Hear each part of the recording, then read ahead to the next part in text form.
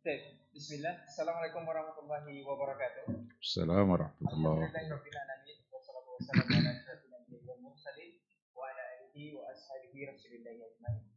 Asyhadu an la ilaha illallah wahdahu la syarika lah wa asyhadu anna Muhammadan abduhu wa rasuluh la nabiyya ba'dah amma ba'd. 91,1 FM Radio Rombani Meraja Ilmu dan Peradaban Generasi Romani dan pemirsa KSTV di mana pun bisa menyimak siaran kita di kesempatan malam hari ini. Alhamdulillah kita bersyukur kepada Allah Subhanahu wa taala, selawat dan salam kepada Nabi Muhammad sallallahu alaihi wasallam. Untuk kesempatan malam hari ini kita kembali dimudahkan untuk kembali berjumpa di program rutin kita, yakni Fondasi Podcast Dakwah Islami yang alhamdulillah sudah memasuki episode ke-13 untuk kesempatan malam hari ini. Dan seperti biasa, nanti Atum bisa menyimak siaran kita live di laman Facebook dan juga di berbagai channel dakwah yang insya Allah menyiarkan podcast kita di kesempatan malam hari ini. Dan alhamdulillah juga guru kita sudah berkesempatan hadir di studio, yakninya Ustadz Dr. Helmi Basri LCMH Hafizahullah Ta'ala. Dan kita nanti akan membahas seputar chemistry penghambaan diri. Seperti apa dan bagaimana, lebih kurang 1 jam ke depan nanti kita akan bahas bersama guru kita. Kita sapa dulu beliau. Assalamualaikum warahmatullahi wabarakatuh, Ustaz. Assalamualaikum warahmatullahi wabarakatuh. Gimana kabar Antum, Ustaz? Alhamdulillah. Baik, sehat Ustaz ya? Alhamdulillah. Alhamdulillah.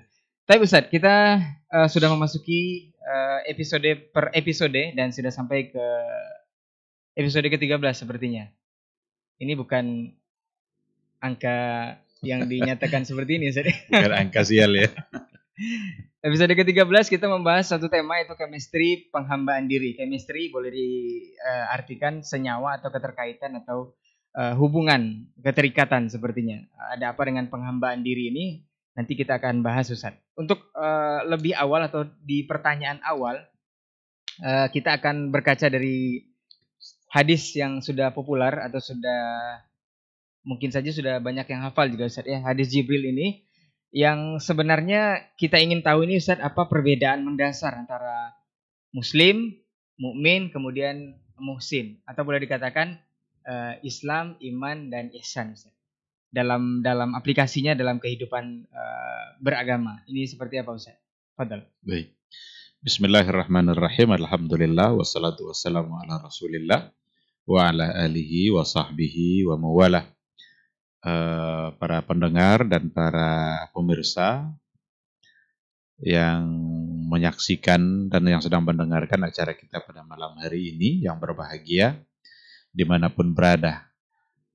Kita bersyukur pada Allah Subhanahu wa Ta'ala kembali pada malam hari ini dimudahkan untuk mengisi waktu dengan hal-hal yang mudah-mudahan ini bisa menjadi pahala bagi kita bersama. Karena salah satu dari cara mengisi waktu agar berisi pahala itu adalah ketika kita membaca ayat-ayat Allah, membaca hadis-hadis Rasulullah Sallallahu Alaihi Wasallam untuk meningkatkan pengetahuan agama kita. Tema kita pada malam hari ini chemistry ya. Nah. Biasanya istilah ini dalam ilmu kimia ini ya. Senyawa. Senyawa. Tetapi nampaknya memang perlu kita kaitkan dengan persoalan agama kita. Dalam hal ini adalah reaksi penghambaan diri kita. Bahwa penghambaan diri kita kepada Allah Subhanahu wa Ta'ala harus ada reaksinya dalam kehidupan kita sehari-hari. Kalau kita menghambakan diri kita secara benar, maka pasti akan memberikan kebaikan dan kebahagiaan dalam kehidupan kita. Tapi kalau seandainya penghambaannya itu salah, kita tidak akan mendapatkan kebahagiaan dan arti hidup yang sesungguhnya. Dan ternyata hubungannya dengan istilah chemistry ini, Imam Al-Ghazali itu menulis sebuah buku judulnya Kimia As-Sa'adah. Kimia As-Sa'adah. Kimia itu kan chemistry ya. Sa'adah, bagaimana Sa'adah itu bisa kita dapatkan. Jadi beliau bahas di situ seputar bagaimana membersihkan jiwa dari berbagai macam penyakit yang tidak baik, sifat ar-radhilah gitu ya. Dibersihkan diri dari sifat-sifat yang tidak terpuji dan diisi kemudian dengan berbagai hal-hal yang baik. Tentu saja beliau dengan pendekatan tasawufnya, karena beliau adalah salah satu dari yang mendalami bagian itu. Tapi yang terpenting adalah ketika beliau memberi judul Kimia As-Sa'adah. Syekhul Islam Ibn Taimiyah juga punya sebuah buku Al-Ubudiyah. Al-Ubudiyah. Hakikat penghambaan diri itu seperti apa. Nah, jadi ini akan kita coba bahas bahwa apa yang telah kita laksanakan selama ini, penghambaan diri kita kepada Allah Subhanahu wa taala selama ini memang harus berbuah kebaikan dalam kehidupan. Dan ini sebenarnya membuat kita semakin yakin bahwa salah satu dari nikmat Allah yang terbesar dalam kehidupan kita itu adalah ketika beliau utus seorang rasul. Ketika diutus seorang rasul, itu sesungguhnya adalah nikmat yang luar biasa yang diberikan oleh Allah bagi kehidupan kita. Kenapa demikian? Karena rasul itulah yang memberitahukan kepada kita bagaimana cara menghambakan diri kita kepada Allah dengan benar. Tanpa ada rasul yang diutus, mungkin kita akan bingung. Kita akan terombang-ambing bagaimana cara kita menghambakan diri kita kepada Allah Subhanahu wa taala. Oleh karena itu, siapa yang ingin benar dalam menghambakan dirinya kepada Allah, maka satu-satunya cara adalah mengembalikannya atau melihat kepada apa yang telah diajarkan oleh Rasulullah Shallallahu Alaihi Wasallam. Nah, itu komentar untuk judul yang tadi itu terkait dengan pertanyaan tadi ya, ada iman, ada ihsan, ada Islam, ada ihsan. Itu tiga istilah itu kan diambil dari sebuah hadis yang dikenal istilahnya dengan hadis Jibril. Hadis Jibril ketika Jibril datang menjelma seperti seorang pemuda, lalu menanya Rasulullah Shallallahu Alaihi Wasallam berbagai pertanyaan. Tiga di antara pertanyaannya adalah, ya Muhammad ma huwal iman, ya Muhammad ma huwal Islam, dan ya Muhammad ma huwal ihsan. Dari situlah diambil tiga istilah itu. Yang ternyata ketiga istilah itu adalah cakupan untuk seluruh keislaman kita. Iman itu kan ada iman, Islam, ihsan gitu ya. Iman itu cenderung untuk persoalan keyakinan yang ada di hati. Iman. Abstrak mempercayai sesuatu yang memang tidak kasat mata. Ada Allah yang harus kita percaya kepadanya, kita tak pernah melihat Allah. Ada malaikat yang kita harus percaya, kita tidak pernah melihat malaikat. Ada hari akhir yang kita juga harus percaya nanti akan datang. Dan ini semua adalah bagian dari keimanan kita. Jadi ketika ditanya Rasul itu mahwal iman, dijawab oleh Nabi rukun iman yang tadi itu. Beriman kepada Allah, Rasul, malaikat, sampai yang 6 itu kan. Wa biqadri khairi wa syarri, beriman dengan qada dan qadar, baik yang baik maupun yang buruk. Adapun Islam itu lebih kepada hal-hal yang sifatnya zahir. Amal-amal zahir kita. Jadi kalau iman itu amal batin kita, kalau Islam itu lebih kepada amal zahir. Ketika ditanya pula Rasul oleh malaikat itu mahwal Islam, dijawablah oleh Rasulullah Sallallahu Alaihi Wasallam dengan kelima rukun Islam itu. Ada syahadatain, ada sholat, puasa, zakat, kemudian juga haji. Nah, jadi iman dan Islam. Lalu ketika Rasul ditanya tentang ihsan ini sesungguhnya adalah tingkat kesempurnaan seseorang dalam beragama ketika ia mampu menggabungkan antara iman dengan Islam itu secara sempurna. Maka dikatakan al-ihsan itu kamalun wa fadlun. Adalah kesempurnaan dan karunia yang luar biasa dari Allah. Ketika ditanya apa itu ihsan, maka Rasul menjawab, anta'budallah ka'annaka tarahu fa illam takun tarahu fa innahu yarak. Kamu beribadah seolah-olah kamu melihat Allah secara langsung, wa illam takun tarahu, tapi seandainya kamu tidak mampu melihatnya, maka yakinlah bahwa Allah melihat kamu.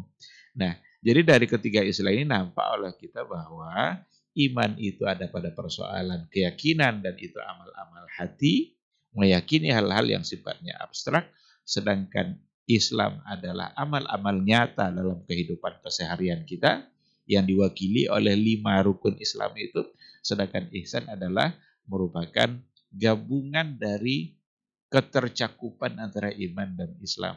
Orang yang benar-benar ihsan itu adalah orang yang beribadahnya seolah-olah dia beribadah dalam keadaan melihat Allah Subhanahu wa taala. Bayangkan itu kalau seandainya kita beribadah ditatap oleh Allah Subhanahu wa taala. Kalau ada karyawan di hadapan pimpinan perusahaannya, dia tidak akan main-main itu. Kalau pimpinannya pergi mungkin dia baca-baca koran, main-main handphone, ngopi-ngopi. Tapi pas datang pimpinannya itu berubah semuanya itu. Karena sedang ditatap oleh pimpinannya. Nah jadi ihsan itu tingkat pelaksanaan agama yang tertinggi. Karena memang kita mampu menggabungkan bagaimana kita meyakini Allah dalam semua keadaan kita, dan kita merasa senantiasa diawasi oleh Allah Subhanahu wa taala. Oleh karena itu, orang-orang yang memiliki ihsan itu adalah mereka-mereka yang melaksanakan Islam itu secara benar dan berkualitas, karena dia meyakini bahwa dia senantiasa diintai dan diintip oleh Allah. Orang-orang yang ihsan itu adalah orang-orang yang benar-benar berupaya maksimal dalam meninggalkan dosa dan kemaksiatan, karena dia sadar bahwa dia sedang diintip dan ditatap oleh Allah Subhanahu wa taala. Namun ada hal yang perlu dipahami di sini. Ada kaidah dalam memahami istilah oleh para ulama, idza jatama'a iftaraqa, idza iftaraqa ijtama'a. Kayak iman dan Islam itu masuk pada kaidah itu. Kalau disebutkan keduanya secara bersamaan, berarti dia berbeda. Umpamanya disebut iman dan Islam secara bersamaan, berarti dia berbeda. Iza istama'a iftaraqa. Tapi iza iftaraqa istama'a. Kalau disebutkan hanya satu di antara yang dua itu, berarti mencakup makna untuk keduanya. Kalau disebut Islam saja, berarti di situ ada makna iman. Kalau disebut iman saja, maka di situ ada makna Islam. Jadi iza iftaraqa istama'a. Coba ketika Allah mengatakan wala tamutunna illa wa antum muslimun. Kenapa tidak Allah bilang wa antum mu'minun? Ya kan? Maka ketika dikatakan muslimun, di situ tercakup keduanya makna iman dan Islam. Ada lagi ayat innamal mu'minuna ikhwa. Kenapa tidak innamal muslimuna? Maka kata mukmin di situ mencakup ke dalamnya pada pribadi seorang yang beriman, dan di dalam pribadinya ada iman dan ada Islam. Itu pakai kaidah yang tadi itu. Nah, tapi kalau disebut keduanya secara bersamaan, berarti dia punya makna yang berbeda. Itulah makna yang tadi itu. Iman itu fokus pada kepercayaan kita, pada keyakinan kita, pada amal-amal hati, sedangkan Islam itu lebih kepada amal-amal zahir, salat, zakat, bagaimana kita ruku, bagaimana kita sujud, bagaimana kita melaksanakan haji, khudhu anni manasikakum. Kelima rukun Islam itu mewakili amal-amal zahir yang lainnya yang memang pengembaliannya atau pelaksanaannya harus dikembalikan kepada apa yang diajarkan oleh Rasulullah Sallallahu Alaihi Wasallam. Menarik Ustaz, dari 3 poin hadis Jibril ini yang sudah dijelaskan tadi, apakah ini bisa dikatakan bentuk atau step dari seorang ini penghambaan dirinya kepada Allah? Apakah penghambaan diri paling rendah itu boleh dikatakan Islam saja, atau level kedua boleh dikatakan sudah beriman, atau level ketiga boleh dikatakan sudah ihsan, atau seperti apa Ustaz? Kalau kita kumpulkan ayat-ayat yang ada, itu memang bisa seperti itu. Bisa ada level-level tertentu. Karena ketika orang Arabi itu mengaku dirinya beriman, waqalatil a'rabu amanna. Orang-orang Arab itu berkata, orang-orang Badui yang baru Islam itu mereka berkata amanna. Turun ayat kan? Qul lam tu'minu. Kalian belum beriman, walakin qulu aslamna. Tapi ucapkanlah kami telah Islam. Berarti di sini dibedakan. Mereka baru Islam dalam artian mengucapkan 2 kalimat syahadat. Oleh karena itu, tingkatan pertamanya tentu saja adalah dengan menjadikan dirinya sebagai seorang muslim yang diawali dengan mengucapkan 2 kalimat syahadat. Apabila dua kalimat syahadat sudah terucap oleh seseorang, berarti dia sudah disebut sebagai seorang muslim. Tetapi kan ada konsekuensi dari ucapan syahadatain. Ucapan syahadatain itu kan bukan sekedar ucapan. Ketika ada orang yang sudah mengucapkan dua kalimat syahadat, ada konsekuensi dari ucapan itu. Apa konsekuensinya? Dia harus menyempurnakan ucapan itu dengan tingkatan-tingkatan berikutnya. Dia harus meyakini semua persoalan iman yang diajarkan oleh agama. Yakin kepada Allah, yakin kepada hari akhir, yakin kepada kepada qada dan qadar, dan semua rukun-rukun iman yang lainnya. Kalau itu sudah terkumpul dan bukti bahwa mereka beriman dan berislam secara benar itu nanti akan ada pada ihsannya itu. Anta'budallaha ka'annaka tarahu. Ada ibadah yang dia lakukan dan seolah-olah dia sedang melihat Allah Subhanahu wa taala. Kalau tidak bisa berarti dia harus yakin bahwa dia dilihat oleh Allah Subhanahu wa taala. Jadi boleh dikatakan ihsan atau muhsin ini adalah level tertingginya, Ustaz ya. Iya. Boleh dikatakan seperti boleh itu. Boleh dikatakan seperti itu. Tapi Ustaz, kita tarik ke kondisi kita sekarang, Ustaz. Ini kita ulang-ulang lagi bahwa hadis ini juga populer dan ini memang salah satu sunatullah bahwa perpecahan yang 73 itu mesti terjadi dan harus terjadi sesuai dengan sabda Rasul yang sudah digambarkan. Nah, dari satu garis lurus yang digambarkan Rasul dalam hadisnya itu, Ustaz, tentang manhaj dan metode beragama yang benar menurut pemahaman para salafus saleh, apa rambu-rambu atau poin-poin yang mesti dijaga agar kita bisa istiqomah, tidak melihat ke kanan dan ke kiri, Ustaz? Ada rambunya enggak, Ustaz? Saya kira memang kata kuncinya ada pada iman. Nah, iman itulah yang akan membuat kita istiqamah. Ketika kita mulai menyimpang, ini ada persoalan dalam iman kita. Maka disifatilah iman itu kan, kalau iman manusia itu kan yazidu wa yanqus. Kadang bisa bertambah, yazidu bit ta'ah wa yanqusu bil ma'siyah, bisa bertambah dengan ketaatan dan bisa pula berkurang dengan kemaksiatan. Bertambah dengan ketaatan itu artinya menggabung antara iman dengan Islam. Karena ketaatan itu adalah bagian dari amal zahir yang memang diperintahkan oleh agama, yang membuat imannya senantiasa meningkat. Tapi kalau amal zahirnya ini sudah berkurang, imannya nanti akan menurun. Iman menurun, istiqamah akan sulit untuk dipertahankan. Saya ingin ambil contoh yang sangat sederhana sekali. Ketika kita benar-benar percaya kepada malaikat, kita ambil satu contoh. Malaikat ada yang disebut sebagai raqibun atid. Wa ma yalfizu min qaulin illa ladaihi raqibun atid. Kita wajib percaya, harus kita meyakini bahwa dalam kehidupan kita ini senantiasa di sisi kita ada raqibun atid. Ada malaikat pencatat yang baik, ada malaikat pencatat yang buruk. Ini bagian dari iman. Kalau bagian dari iman berarti tidak dilogikakan. Jangan coba-coba nanti tengok kiri mana malaikatnya. Tengok kanan mana malaikat. Tidak ada malaikat. Berarti kita sudah melogikakan iman. Iman tidak tepat untuk dilogikakan. Karena kalau segala-galanya bisa dilogikakan, tak perlu ada kata iman. Adanya kata iman itu menandakan bahwa akal di situ tidak dipentingkan. Tidak dipentingkan dalam artian ya jangan salah paham lagi. Jangan pakai akal pula.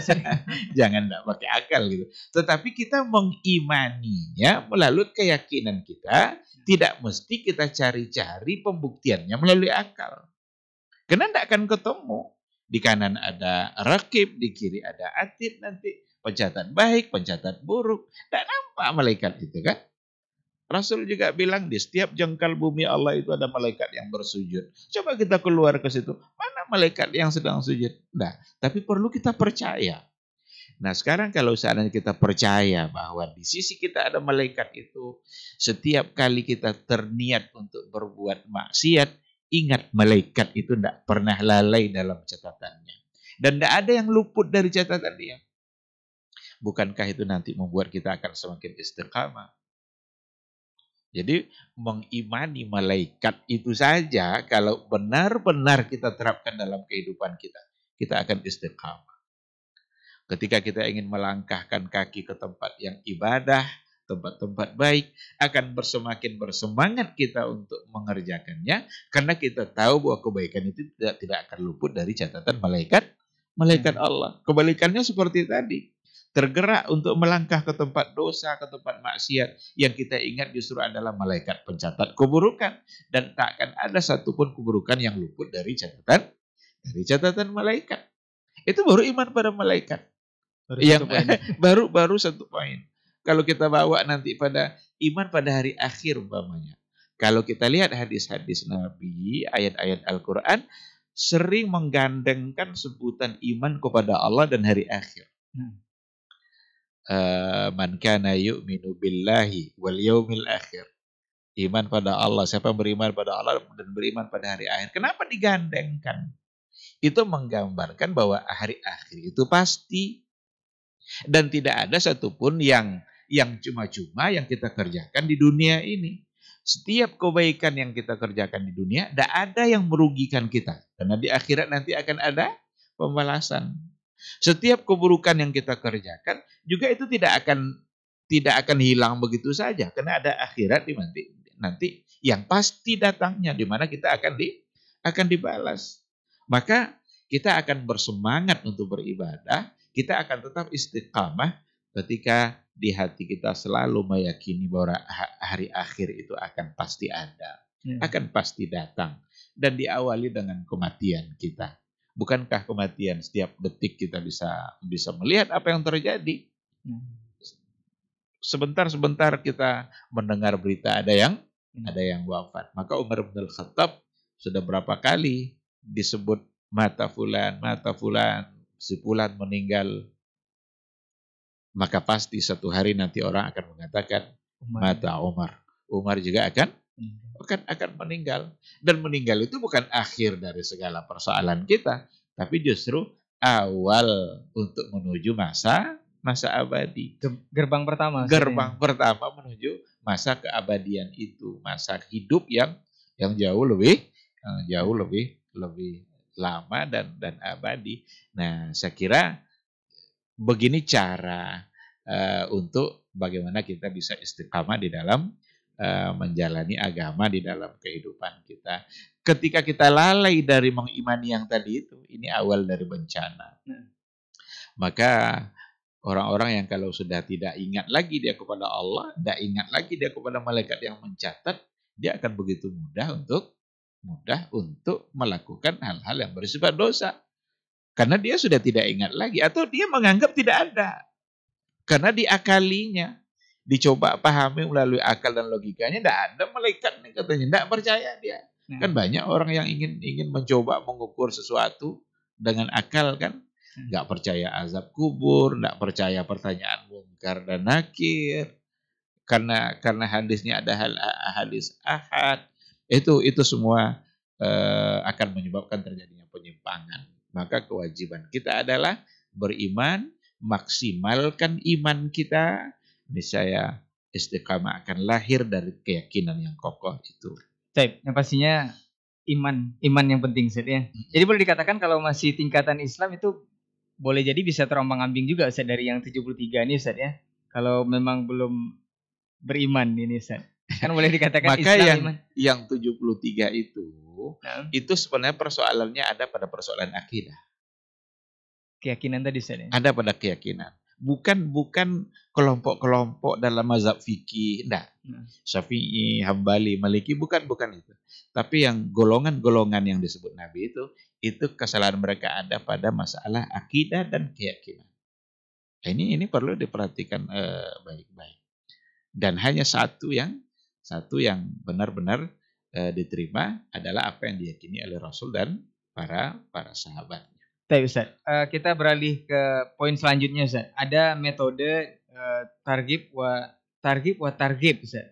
Targhib wa targhib dalam penyampaian dakwah, Ustaz, yang hak.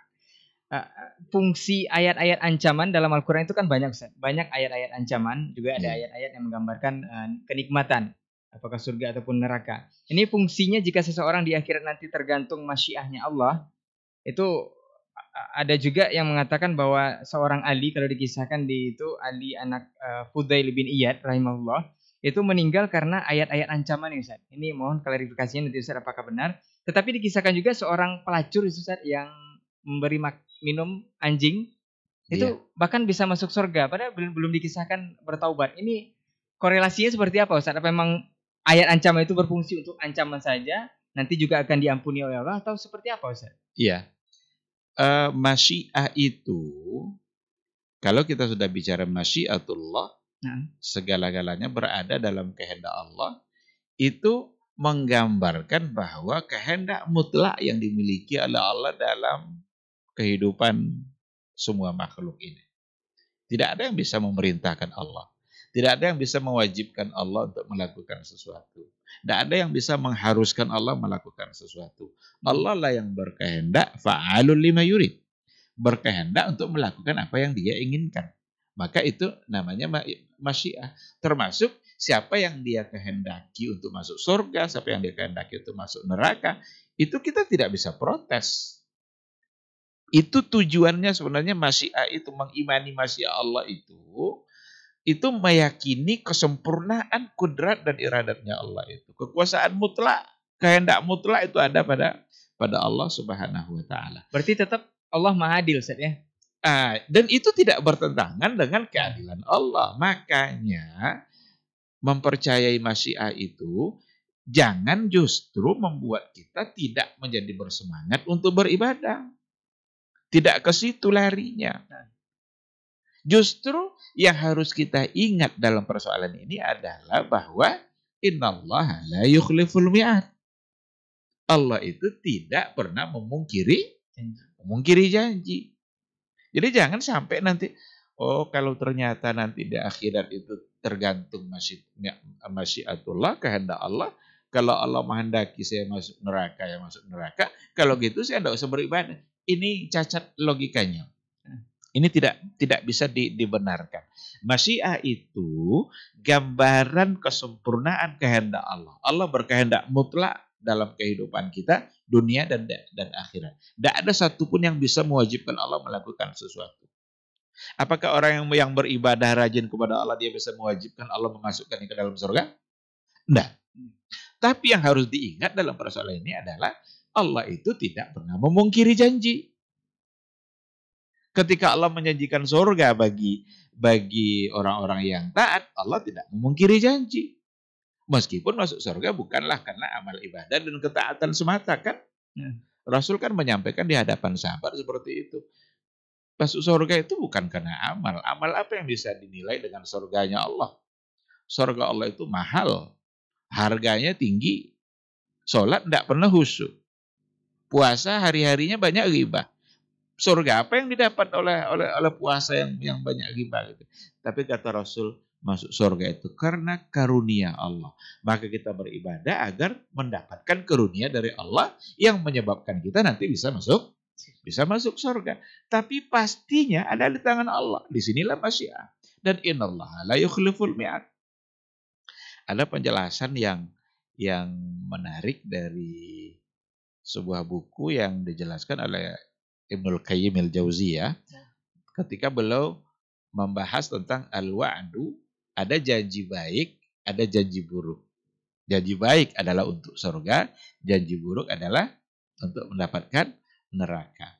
Yang innallaha la yukhliful mi'ad itu janji baik. Tetapi untuk janji buruk dalam artian neraka, Allah berkehendak semau dia. Ada orang yang dengan dosa yang dia lakukan, tapi Allah maafkan, tidak jadi dia masuk neraka. Itu hak Allah. Kalau ada yang protes, kenapa dia masuk surga? Padahal dia adalah ahli melakukan perbuatan orang-orang masuk neraka.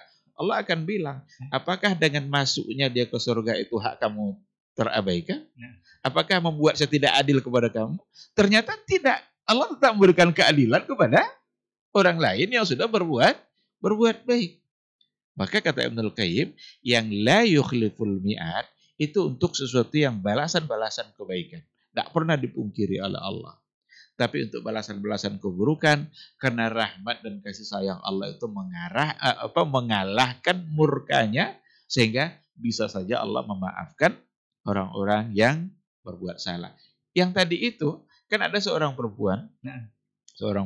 yang dikisahkan dari cerita Bani Israel, perempuan yang nakal, perempuan yang asusila, yang suka berbuat menyimpang, tapi pada satu kesempatan dengan ketulusan hatinya melihat seekor anjing yang kehausan, dia menolong dengan segala ketulusan hatinya sehingga anjing itu bisa minum.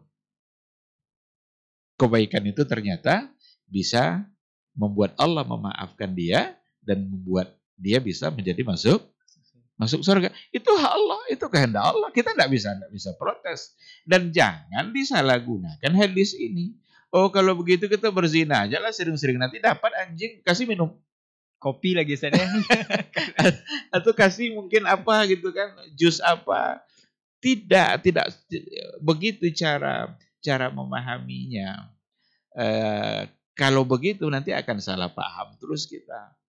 Nah, maka di situ menandakan kehendak mutlak ada di tangan Allah dan menggambarkan betapa Allah Subhanahu wa taala begitu pemaafnya terhadap orang-orang yang memiliki hati yang tulus. Oleh karena itu, murnikanlah hati kita, bersihkanlah hati kita sebersih-bersihnya, menghadaplah kepada Allah, dan itu jadikan langkah untuk menuju amal-amal kebaikan yang lainnya. Begitu yang seharusnya kita memahaminya. Jadi oleh karena itu sekali lagi persoalan masyiah sesungguhnya adalah bukti bahwa Allah berkehendak mutlak dalam kehidupan kita. Tidak ada satupun yang bisa protes terhadap apa yang dilakukan oleh Allah Subhanahu wa taala. Yang pastinya semua yang dilakukan Allah atas masyiahnya itu tetap Allah Maha Adil, ya. Tanpa mengurangi hak-hak hambanya. Tanpa mengurangi hak ya. Menarik, Ustaz. Kita masih berkaitan dengan masyiahnya Allah nih, Ustaz. Kita tahu bahwa syirik atau menyekutukan Allah adalah dosa paling besar dan dosa terbesar yang katanya bisa jadi satu-satunya dosa yang tidak terampuni, Ustaz. Ini detail teknisnya seperti apa, Ustaz? Karena ada yang bilang semua dosa itu bisa diampuni dengan taubat. Hatta syirik sekalipun. Iya. Ini seperti apa penjelasannya, Ustaz? Iya, jangan sampai salah paham ya ketika ada Allah Subhanahu wa taala yang mengatakan dalam Al-Qur'annya, "Innallaha la yaghfiru ayyushraka bihi wa yaghfiru ma duna dzalika liman yasha." Sesungguhnya Allah tidak akan mengampuni dosa syirik dan Allah mengampuni dosa selain syirik bagi siapa yang dia kehendaki. Tidak diampuninya dosa syirik yang dimaksud di sini adalah ketika dia tidak menyatakan taubat dan permohonan ampunnya dari dosa syirik itu selama hidup.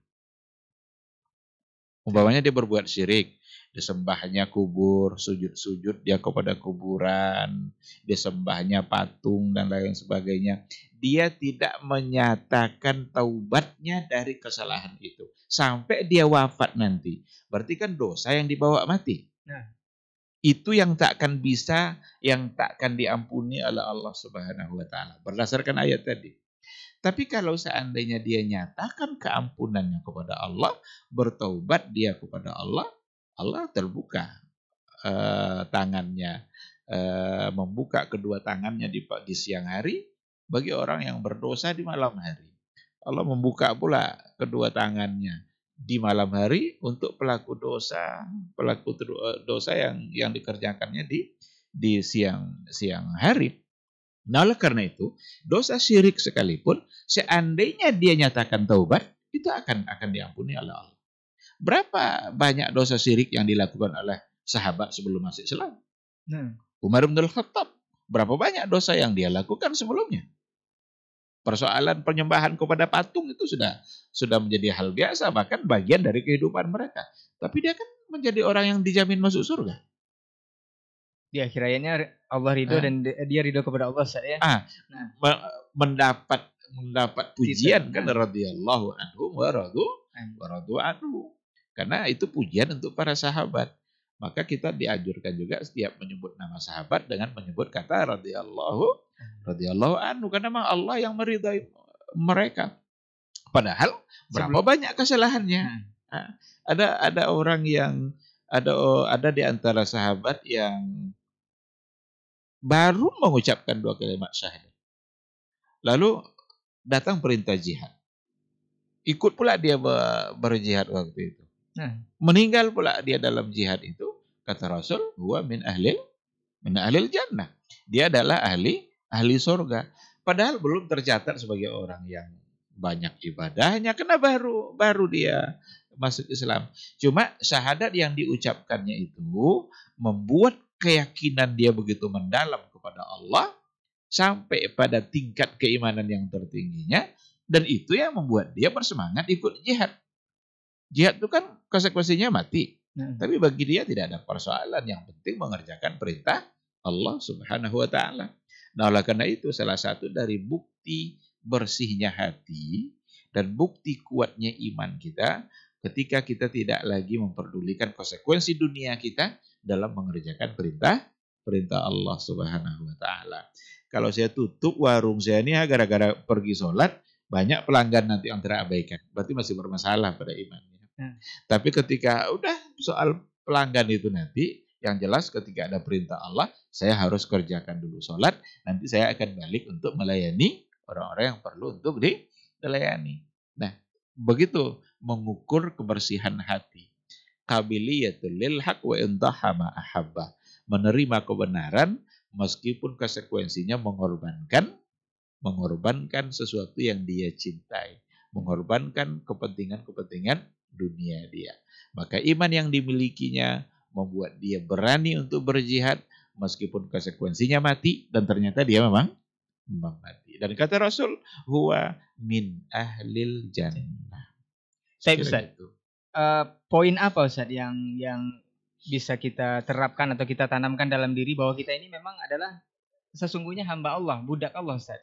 Apa yang mesti kita tanamkan Ustaz? Karena banyak sekarang yang kaum muslimin ini yang tidak menyadari bahwa kita ini sebenarnya adalah hamba Allah. Bahkan semua aturan itu seperti ditentang. Bahkan tidak menyadari seolah-olah dialah raja itu Ustaz. Ini seperti apa Ustaz? Ada sahabat yang bertanya kepada Rasul, ya Rasulullah, ayu dzambin a'zam? Apa dosa yang paling besar? Singkat saja jawaban Rasul ketika itu, anta ja'ala lillahi niddan wa huwa khalaqak. Kamu berikan kepada Allah itu tandingan. Seolah-olah ada yang lain yang serupa dengan Allah. Wa huwa khalaqak. Padahal dialah Allah yang telah menciptakan kamu. Maka hamba Allah itu, kata hamba itu, coba dipahami baik-baik. Orang Arab lah yang sangat mengerti dengan arti hamba itu. Jadi ketika Islam diturunkan di Arab, walaupun hanya bukan untuk orang Arab, tetapi kata abdun di Arab itu sangat terkenal ketika itu. Karena persoalan hamba sudah ada jauh sebelumnya di masa jahiliyah kan. Apa kedudukan seorang hamba di mata mereka? Di mata tuannya hamba itu seperti apa? Hamba itu tidak bisa berbuat apa-apa di depan tuannya. Dia tidak menentukan dirinya sendiri. Dia harus tunduk kepada semua yang diperintahkan oleh tuannya. A kata tuannya, A kata dia. Tidak boleh B. Kalau B nanti bisa dia dijual tuannya. Atau mau dipukul, mau dirantai, tidak bisa dia mengelak gitu. Karena tuannya berhak berbuat apa saja. Nah, ketika dikatakan bahwa kita ini adalah hamba Allah, sesungguhnya kedudukan kita adalah seperti itu. Allah berhak menentukan berbuat apa saja terhadap kita. Kita tidak bisa protes. Dia yang mengatur kehidupan kita, dia yang menghidupkan kita, dia yang memberikan kehidupan. Kehidupan kita ini dia yang memberikan. Rezeki yang kita makan itu dia yang memberikan. Kalau dia tidak beri kita rezeki, tidak ada rezeki kita. Kalau kata Allah kamu mati kita. Itu yang hamba itu. Jadi kalaulah ada orang yang merasa dia yang sudah menempati posisi bukan lagi hamba tapi di atas itu, dia menganggap dirinya sebagai Rabb, sebagai ilah, ini kesalahan besar pasti. Pasti itu karena akalnya yang sudah benar-benar membangkang kepada Allah, dan sama dengan Firaun. Firaun yang menganggap dirinya ana Rabbukumul a'la. Saya ini adalah Rabb kalian yang maha tinggi. dikiranya dia bisa memberi makan semua orang-orang Mesir, masyarakatnya ketika itu. Dikiranya itu kemampuan dia. Tapi dia sendiri ternyata diberikan kehidupan oleh Allah Subhanahu wa ta'ala. Diujilah Firaun itu dengan berbagai macam ujian kan. Tapi dasar Firaun itu tidak juga mau bertaubat, ujian terakhirnya ya tenggelam di laut. Saat tenggelam itulah barulah dia ingatkan, amantu bi Rabbi Musa, saya beriman dengan Rabbnya Musa. Padahal sudah sakarat, tidak ada lagi, tidak diterima lagi. Maka para pendurhaka, kita mengingatkan diri kita masing-masing dan juga keluarga kita dan masyarakat secara keseluruhan. Kalau ada kedurhakaan yang datang dari kita, ingat bahwa sesungguhnya kita ini adalah hamba, kita harus memberikan ketaatan kepada Allah yang memberikan kita kehidupan. Sampai kapan kita akan durhaka? Sampai kapan kita akan membangkang, membantah, mendurhakai Allah Subhanahu wa ta'ala? Bahkan menentang Allah pula. Menentang syariat Allah. Haram kata Allah, halal kata dia. Jangan kata Allah, iya kata dia. Sampai kapan? Ingat, Allah bisa berbuat dalam kehidupan kita apa saja yang dia kehendaki. Nah, ini yang membuat kita mudah-mudahan bisa benar-benar menjadi seorang hamba, dan hamba itu haruslah taat kepada Tuannya. Hamba Allah berarti harus memberikan ketaatannya hanya kepada Allah Subhanahu wa ta'ala yang telah memberikannya kehidupan dan memberikan semua kebutuhan-kebutuhan dalam kehidupan dia. Baik, berarti harus tahu dulu sebenarnya arti hamba yang sebenarnya. Khususnya untuk yang sudah belajar bahasa Arab mungkin bisa memahami juga. Atau konteksnya memang orang Arab sendiri yang paham akan hamba itu sendiri, Ustaz, ya. Jadi kita memang harus banyak belajar. Kalau sekarang kan di kita kan tidak ada istilah hamba, tidak ada ya. Nah, hanya saja banyak juga orang yang memperbudak orang lain. Banyak orang yang memperbudak orang lain. Dikiranya orang itu adalah hamba, dan dia buat aturan-aturan untuk orang itu berbagai macam aturan. Yang orang itu sendiri bisa mentaatinya. Kadang aturannya membantah atau bertentangan dengan perintah Allah Subhanahu wa ta'ala. Kalau ada umpamanya satu perusahaan yang membuat satu aturan, tidak boleh pakai jilbab umpamanya. Karena itu akan berpengaruh nanti mungkin ke kinerja atau kepada penerimaan masyarakat terhadap apa yang dia tawarkan. Lalu dia mau mentaatinya. Berarti dia telah memberikan ketaatannya kepada yang tadi. Kalau dia punya iman pada Allah, dia harus bilang tidak. Kalau ini aturannya, ini tidak bisa saya laksanakan karena saya adalah seorang wanita, wajib menutup aurat karena Allah Rabb saya yang menyuruh menutup aurat. Itu sikap sebagai seorang yang beriman. Kalau tunduk dia mau mentaati orang tadi, berarti dia tidak lagi menghambakan dirinya kepada Allah, tapi menghambakan dirinya kepada yang lain selain daripada Allah, dan Allah akan marah. Ada tandingannya, Ustaz, ya? Ada tandingan. Nah, Ustaz, berkaca dari pengalaman hidup para ulama, Ustaz, soal penghambaan diri ini, Ustaz. Kita tahu bahwa sekelas Ibnu Taimiyah, Ustaz, rahimahullah, itu keluar masuk penjara tapi nyaman-nyaman saja, Ustaz. Nyaman-nyaman saja, tidak merasa bahwa dia terkekang dalam penjara itu. Ini rahasianya apa, Ustaz? Bahkan dikisahkan juga tidak sempat zuhud atau tidak sempat menikah. Ini seperti apa, Ustaz? Mungkin bisa kita ambil ibrahnya untuk penghambaan diri ini. Iya, ini sebenarnya bagian dari chemistry penghambaan diri tadi. Nah, begitulah kuatnya hubungan penghambaan diri yang ada pada Syekhul Islam Ibn Taimiyah bagi kehidupan dia. Nah, sehingga yang ada dalam pikirannya adalah benar-benar berada di atas jalan Allah meskipun konsekuensinya adalah menyakitkan. Ah, ini chemistry penghambaan diri itu sebenarnya harus sampai ke tingkat ini. Dia sudah bisa mengabaikan hal-hal yang nikmat bagi diri dia demi mempertahankan agama Allah. Dan ternyata yang dalam hal ini bukan hanya Syekhul Islam Ibn Taimiyah saja. Kalau kita bicara soal penjara, bagaimana para ulama dulu di penjara demi mempertahankan kebenaran, itu cerita penjara ini banyak sekali.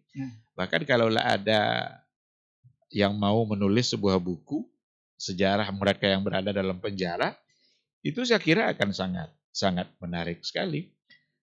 Imam Ahmad masuk penjara karena dia dipaksa untuk mengaku bahwa Al-Quran adalah makhluk, tapi Imam Ahmad tidak mau. Al-Quran bukan makhluk.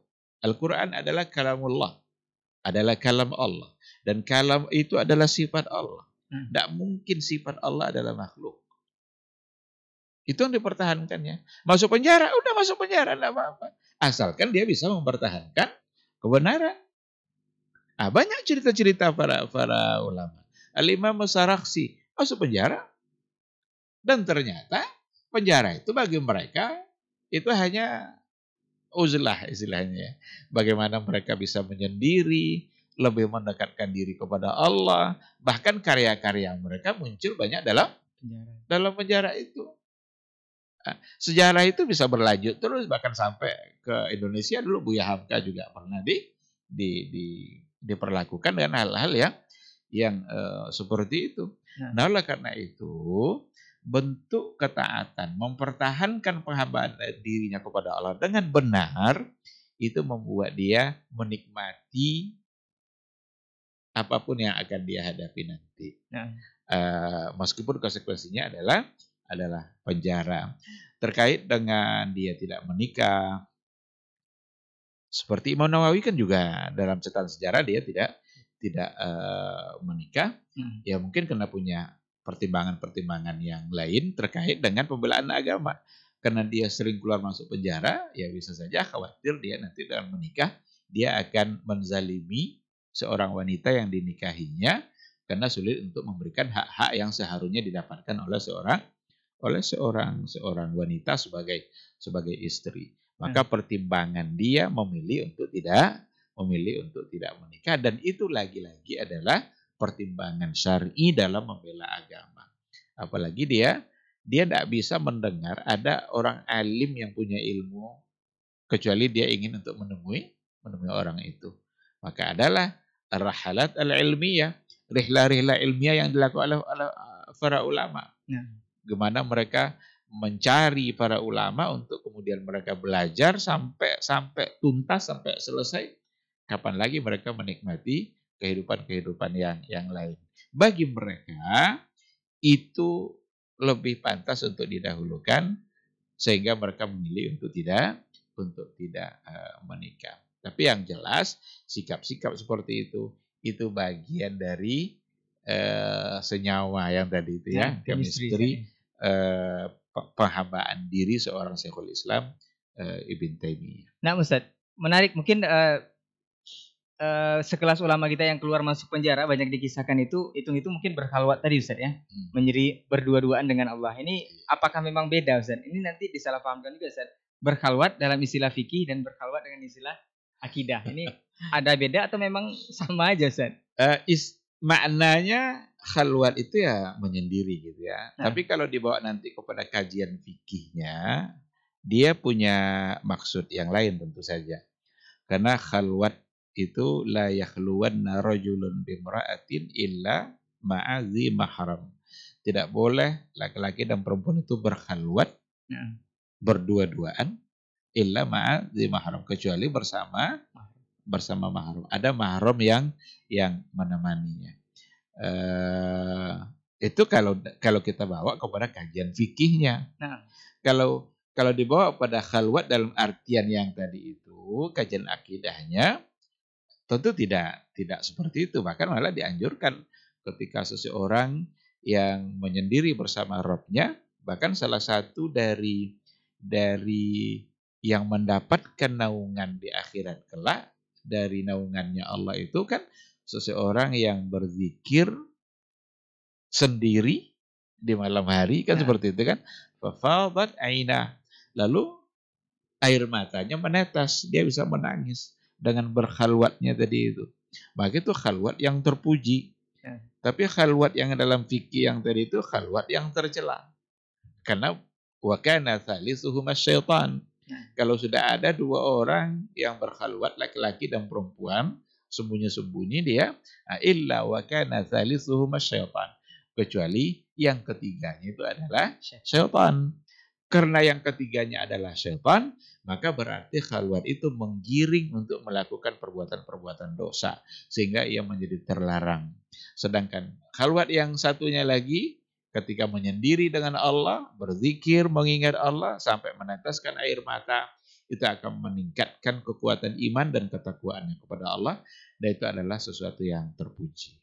Nah, Ustaz, ini perlu kita bahas. Mungkin beberapa waktu belakang ini viral, Ustaz, untuk masalah yang kita bahas, chemistry ibadah ini. Tadi sudah diingatkan kalau poin yang membuat kita sadar bahwa kita ini hamba, ada tidak sebab terbesar seorang itu bisa lupa bahwa dia adalah hamba, Ustaz. Kemudian, apakah benar juga terjalin chemistry ini, chemistry penghambaan diri ini dengan menyatunya hamba itu dengan Allah?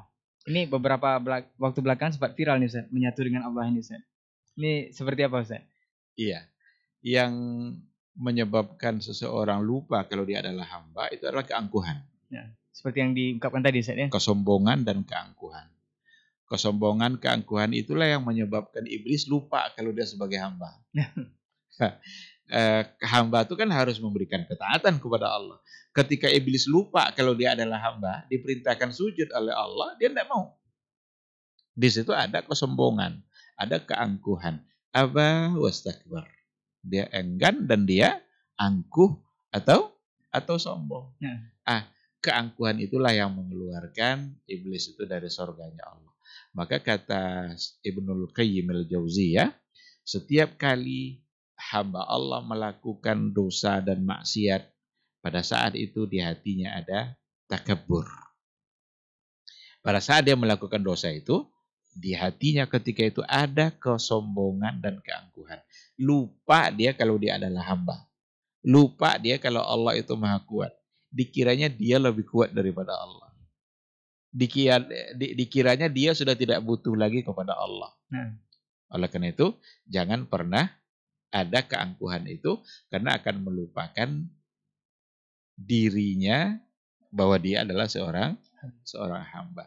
Di sisi lain, jangan pula sampai nanti mengaku bahwa dengan ibadah yang dia lakukan, dengan zikir yang dia lakukan, membuat dia yang hamba tadi itu sudah bisa menyatu pula dengan Allah. Chemistry-nya, Ustaz. Itu chemistry yang salah. Yang salah. Itu tertolak.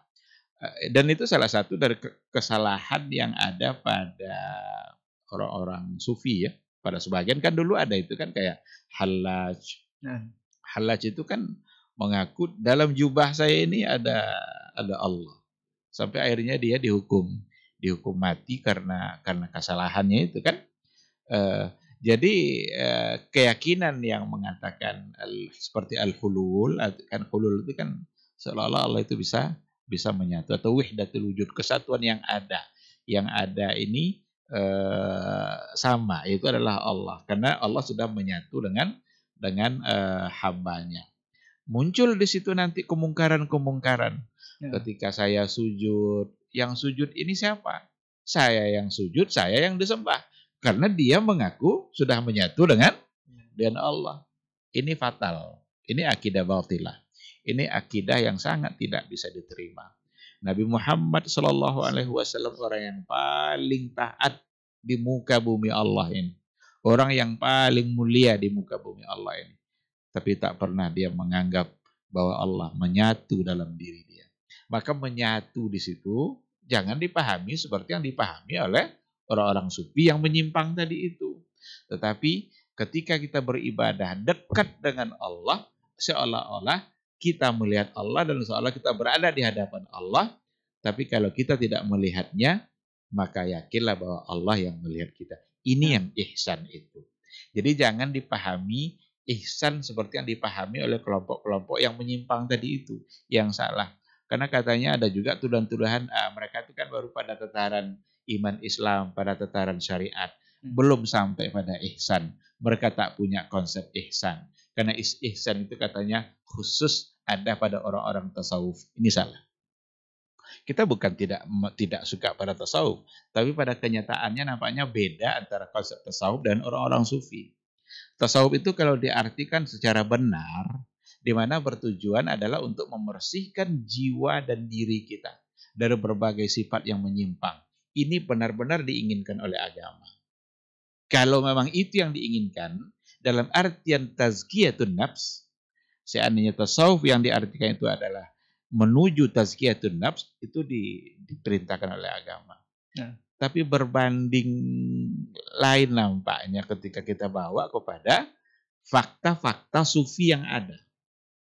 Apalagi zaman sekarang. Kalau zaman-zaman sekarang ini, berapa banyak penyimpangan-penyimpangan yang terjadi, yang kalau seandainya kadang-kadang kita ingatkan itu adalah sebuah kesalahan, kita malah dibully. Kita dianggap, kamu kan tidak mengerti tasawuf. Kamu kan tidak mengerti ilmu-ilmu itu. Apakah dengan mengerti ilmu tasawuf kita bisa memiliki hal-hal yang aneh-aneh? Bisa terbang, bisa tidak ditusuk pisau, dan lain sebagainya. Berhati-hatilah dalam memahami agama. Arahkanlah tasawuf itu kepada hal yang baik. Untuk tazkiyatun nafs. Kalau itu tujuannya, mari sama-sama kita mensucikan diri kita. Hilangkan sifat-sifat yang tidak baik. Tapi kalau seandainya tujuannya sudah lain, apalagi kalau sampai nanti dengan tasawuf dia bisa menyatu dengan Allah, dia bisa bersama dan menyatu al-hulul wal ittihad. Ini akan benar-benar sebagai sebuah penyimpangan di dalam berakidah. Karena mustahil Allah itu akan menyatu secara zat dengan hambanya, karena hambanya itu kotor. Allah Maha Suci. Allah sudah dijelaskannya di dalam Al-Quranul Karim. Ar-Rahmanu 'alal 'arsy istawa. Allah bersemayam di atas aras. Allah Maha Tinggi. Aras adalah yang paling mulia dari semua yang ada, itu adalah aras. Maka pantaslah disifati bahwa Allah berada di atas yang mulia. Tetapi bukan karena Allah membutuhkannya, bahkan tidak pernah penyampaian-penyampaian rinci dari Nabi bagaimana dan seperti apakah Allah berada di atas aras itu, apakah menyandar, apakah duduk, wallahu a'lam, itu bukan urusan kita. Kita hanya diminta untuk meyakini bahwa Allah yang menceritakan bahwa dia berada di atas aras. Wallahu subhanahu wa ta'ala. Nah Ustaz, Masya Allah sudah hampir sampai 1 jam Ustaz perbincangan kita. Cukup menarik. Dan kita menjadi poin penutup ini Ustaz untuk sebentar lagi akan penutup tahun Masehi katanya. Ini menjadi amunisi penutup juga sebagian besar kaum muslimin itu toleransi Ustaz. Kita disibukkan dengan si Mary dan si Happy Ustaz. Kalau Mary kemarin udah lewat Ustaz ya. Iya. Dan tinggal Happy, si Happy nanti akan menjelang nanti insya Allah. Yang jadi poin bahasan kita adalah Ustaz, apakah ini toleransi yang sebenarnya yang dilakukan saat ini, khusus untuk muslim saat ini, sebagian besar, apakah ini perlu diajarkan lagi kepada mukmin atau kaum muslimin kita, bab toleransi yang diajarkan Rasul, seperti yang diajar atau dicontohkan Rasul, atau ini adalah bentuk loss-nya atau hilangnya chemistry penghambaan diri ini Ustaz, dalam bab akidah? Iya. Nah Ustaz, ketika makna toleransi itu datang dari orang-orang yang tidak benar pemahaman agamanya, maka kita mendapatkan artian yang salah. Nah. Ketika toleransi diartikan oleh orang-orang yang jauh dari Allah, maka kita tidak akan mendapatkan arti yang sebenarnya. Apalagi kalau toleransi diartikan oleh orang-orang yang tidak beriman kepada Allah. Karena kita mengambil konsep toleransi dari Barat. Masa konsep toleransi kita ambil dari Israel, dari Yahudi? Toleransi apa yang mau kita dapatkan dari mereka yang penjajah semua? Islam adalah agama yang sangat sempurna. Salah satu dari bentuk kesempurnaannya adalah memberikan makna toleransi dengan benar. Toleransi itu bukan berarti kita bersama-sama mengerjakan keyakinan yang lain. Lalu nanti sama-sama pula mengerjakan keyakinan yang ada pada Islam. Tidak seperti itu. Dulu kan Nabi kan sudah diajak itu kan untuk menyembah patung sebentar, nanti sama-sama pula menyembah robnya Nabi Muhammad. Tapi turun ayat kan. Maka persoalan akidah itu tegas sebenarnya. Al-Quran itu lakum dinukum waliyadin. Maka toleransi yang sebenarnya itu adalah ketika kita memberikan kebebasan agama lain untuk mengerjakan amalan-amalan agamanya, sesuai dengan keyakinannya, dan kita diberikan pula kebebasan untuk mengerjakan agama kita sesuai dengan keyakinan kita. Bukan nanti kita dipaksa untuk mengerjakan apa yang mereka yakini, dan nanti kita ajak pula mereka untuk mengerjakan apa yang kita yakini. Itu tidak toleransi. Itu hanya bisa dilaksanakan oleh mereka yang sama-sama tidak taat pada agamanya. Nah.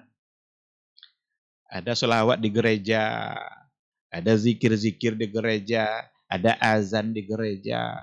Apa untungnya bagi gereja azan itu? Apakah menambah kekuatan agama mereka? Akidah mereka? Kalau kekuatan politik mungkin ada di situ. Kita umpamanya, ketika mereka mengucapkan Idul Fitri, apa untungnya bagi kita? Tidak ada. Dan ucapan-ucapan seperti itu, mereka yang mengucapkan selamat Natal, orang kafir yang mengucapkan selamat Idul Fitri, itu hanya bisa dilakukan oleh mereka-mereka yang sama-sama tidak mentaati, yang tidak begitu mentaati Rabbnya. Kalaulah dia benar-benar taat kepada agamanya, niscaya mereka tidak akan bisa melakukan itu. Sama dengan ajakan nikah antar agama. Kan kita sama manusia nih. Tidak ada lagi beda di panah agama. Sesama apapun agama boleh menikah. Nikah beda agama. Hanya bisa terjadi pada mereka-mereka yang sama-sama tidak taat dengan agamanya. Kalaulah yang non-muslim itu, Nasrani umpamanya, taat dengan agama Nasrani, tidak mungkin dia nikah dengan yang tidak Nasrani juga. Nah, Muslim kalau benar-benar dia taat dengan Islamnya, tidak mungkin dia nyaman nikah dengan yang tidak seagama dengan dia. Nah, oleh karena itu, toleransi itu saling menghargai dalam melaksanakan agamanya masing-masing, bukan mengajak agama lain untuk mengerjakan apa yang dia yakini. Kita khawatir nanti kita salah dalam memaknainya dan justru kita mengacak-acak agama kita. Boleh jadi dikatakan kalau sebagian besar kaum muslimin yang kebablasan dalam bab toleransi ini, boleh dibahasakan tidak Ustaz, kalau mereka itu tidak paham dengan agamanya masing-masing. Boleh dibahasakan seperti itu Ustaz. Tapi wallahu a'lam, tapi itu indikasi. Nah, itu sebagai indikator kekurang pahamannya dengan agamanya sendiri. Wallahu a'lam. Baik, jazakallah khairan Ustaz untuk waktunya malam hari ini. Mudah-mudahan ini bisa bermanfaat untuk antum dan antuna semuanya yang menyimak di kesempatan malam hari ini di podcast kita di Chemistry Ibadah, Chemistry Penghambaan Diri. Mudah-mudahan ini menjadi poin besar untuk kita benar-benar menghambakan diri kepada Allah Subhanahu wa taala dengan cara-cara yang benar dan sesuai dengan kaidah-kaidah yang sudah digambarkan oleh Rasulullah sallallahu alaihi wasallam dan juga agama kita. Sampai jumpa insyaallah di pekan depan dengan tema yang berbeda bersama guru kita insyaallah. Dan afwan untuk semua salah kata dan gila bicara, kita tutup dengan doa kafaratul majelis. Subhanakallahumma wa bihamdika asyhadu an la ilaha illa anta astaghfiruka wa atubu ilaik. Wassalamualaikum warahmatullahi wabarakatuh.